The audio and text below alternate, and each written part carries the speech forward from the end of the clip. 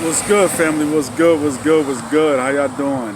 It's your boy, Urban Sports Guru. Peace and blessings to all y'all. Hope everybody staying safe. Black Lives Matter and all that good shit. You know what I'm saying? We out here. Just finished getting this paper in. Got to get it how I can get it. Like the rest of y'all waiting for the gyms to reopen. But that's a whole nother topic. I'll just holler at y'all about this NBA shit. I've been kind of meditating on it. Trying to get my thoughts together on it. And it's a lot that's happening.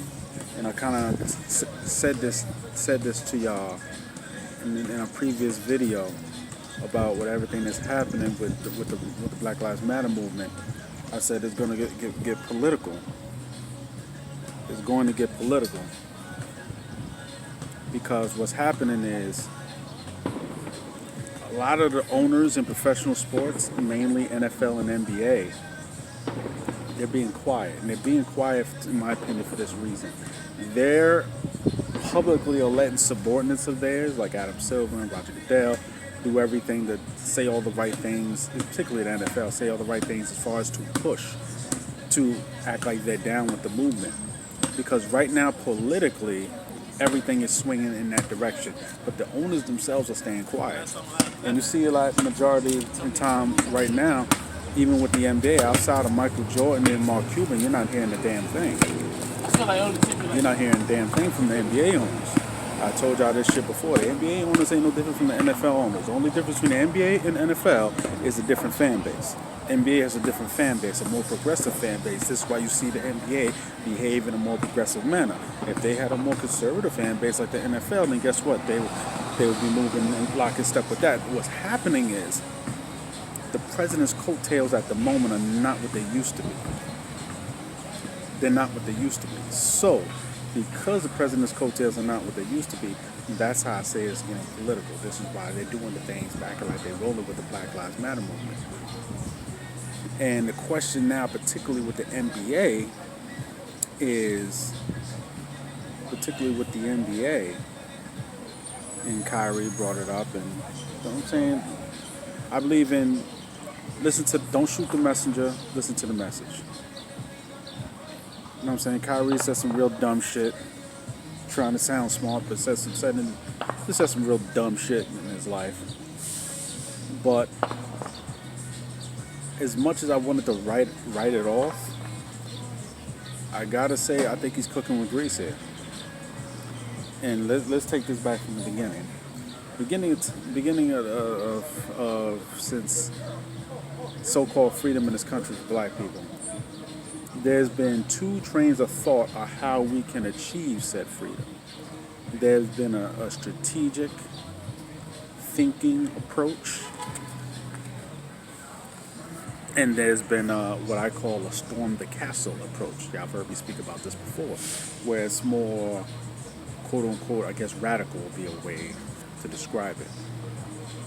And this two different approaches has been consistent in finding amongst the black community for decades, at least 100 years.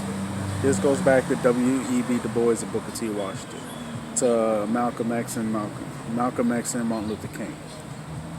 You know, present day leaders. You know what I'm saying?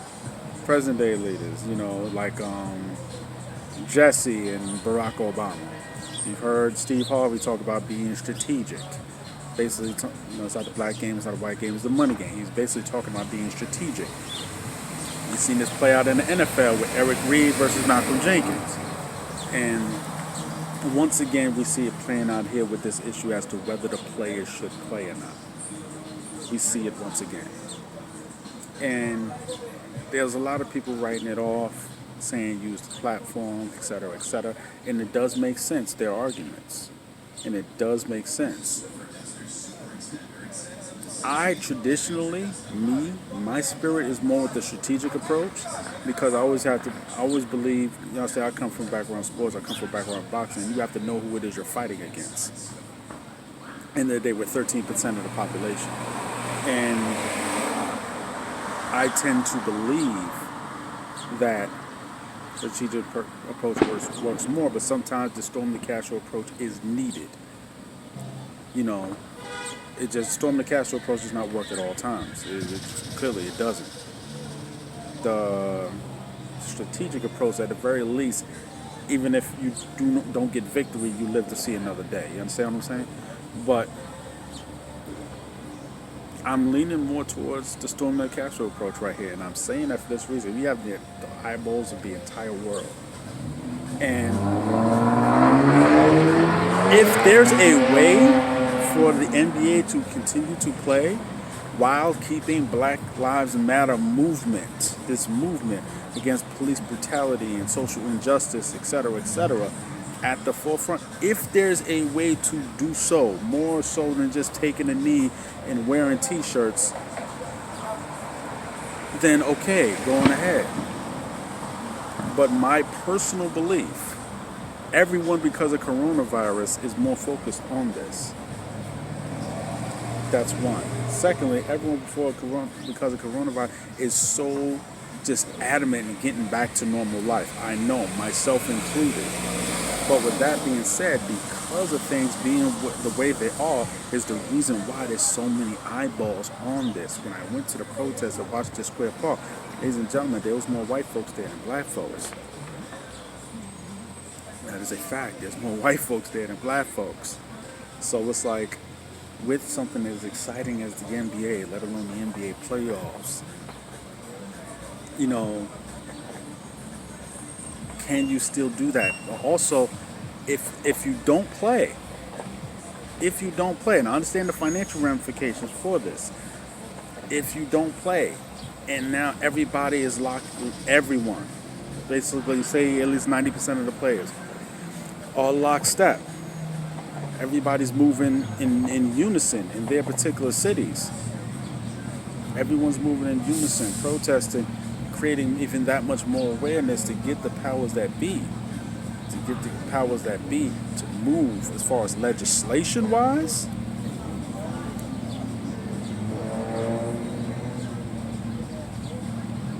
That's one way to make it happen. But the fact of the matter is, what needs to happen is, ladies and gentlemen, people gotta vote. Y'all know I'm a felon. I put my papers in. I got my voting rights back. I'm not playing these games with them. Ladies and gentlemen, people got to vote. And we're not just voting for your chief executive. It's very imperative who you're voting for as far as the legislative branch. It's very imperative who you're voting for as far as these district attorneys. Why? These local district attorneys are the ones, as far as criminal justice, are the ones that are fucking over our people. And that's district attorney of far left or far right. Because the reality is, these district attorneys, these are the guys who 10, 15 years from now who are going to be running for a public or higher public office and want to be seen as being tough on crime. And when they say being tough on crime, they mean being tough on us, not being tough on the cops that's blowing motherfuckers' brains out. So that's another thing people got to take interest in. Have to take interest in these lower level politicians that for your area, who's like the alderman for your area, who's your borough president, and things of that nature. These are the brothers that in your area can get shit done. So it's not just about voting for the chief executive. People turned out when it came to Barack's election, but then the last election, motherfuckers, like 2 million less black people voted. And those 2 million less black people voted, not only did that mean you didn't get the president, you so-called one, but guess what? Look at the legislative branch. Look how many things that Obama implicated that was going to have even more effect the longer they were in, that got taken away. Instantly. Not just because of the president, but look at the Congress. So black people got to get more involved in this. That's what's going to be needed more so than a strike, because you can get that either way, with or without. If there's a way to keep Black Lives Matter at the forefront, I'm down with brothers playing. But to be honest with you, there's never been a moment in time for black people, for people of color, like there is now. And I'm saying it. I'm about 70% on the side of not playing, period. I don't want to vilify anyone who does want to play. I don't hold that against them. Like LeBron James has a legit shot at winning the championship. I don't hold that against him. Anyone who holds that against him, you're a fucking idiot. You're a clown for that. Don't do that. Especially all the work that brother put in, you're a fucking clown for that. Don't do that. But I'm about 70% towards boycotting the whole thing. Nobody play. Because nobody's playing, now these billionaires are losing money. Now you can say, okay, y'all losing money. Okay, we losing money, but y'all losing money too. Y'all are more financially, can withstand these losses. However, you want us back? Meet these said demands. You want us to play?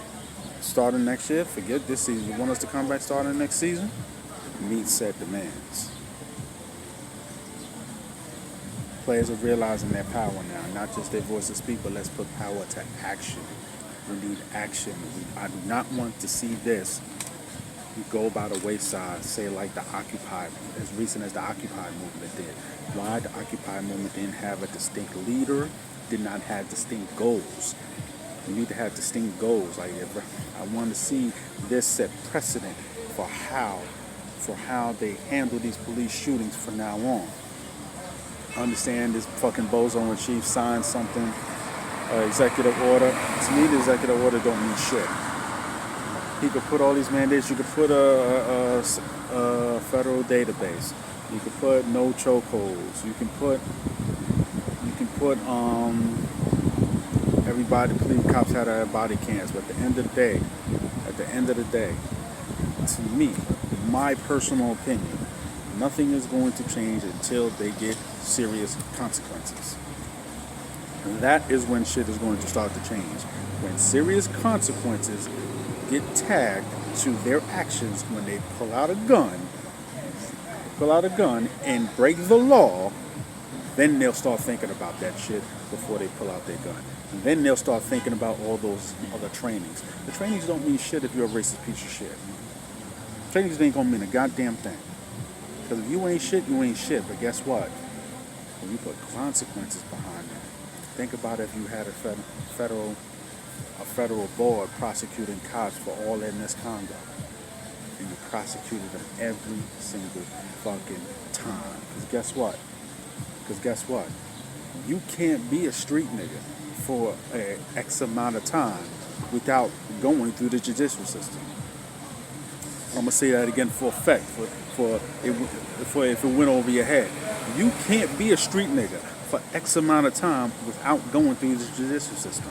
Somehow, some way, you're going to deal with the criminal justice system if you want to be in these streets playing with guns, selling bricks, or whatever the case may be. The problem is, if you want to be a cop, breaking laws like street niggas do, guess what? You don't have to deal with the same criminal justice system that we have to deal with. Now, if you want to put something in place, put some real legislation in place, let there be a federal board that goes state to state, city to city, prosecuting cops for their misconduct. And you let this shit be done every single fucking time that they're not nitpicking cops, because cops have a very tough job. If a cop is getting shot at them, the cop has a right to shoot back. But when you're shooting unarmed black men, keyword unarmed, let there be a federal panel to investigate and prosecute these motherfuckers every single time they're doing this for all the beatings of suspects that should never ever go down. Let there be a federal panel to prosecute all that and prosecute them every motherfucking time. And watch how the rates of these incidents go down. All those other federal mandates ain't gonna do shit. When you put something in place that's actually going to bring about consequences for these motherfuckers, then that's going to bring change. Let me know what you think. Let me know what you feel. It's your boy, Urban Sports Guru. I'm out. Salute.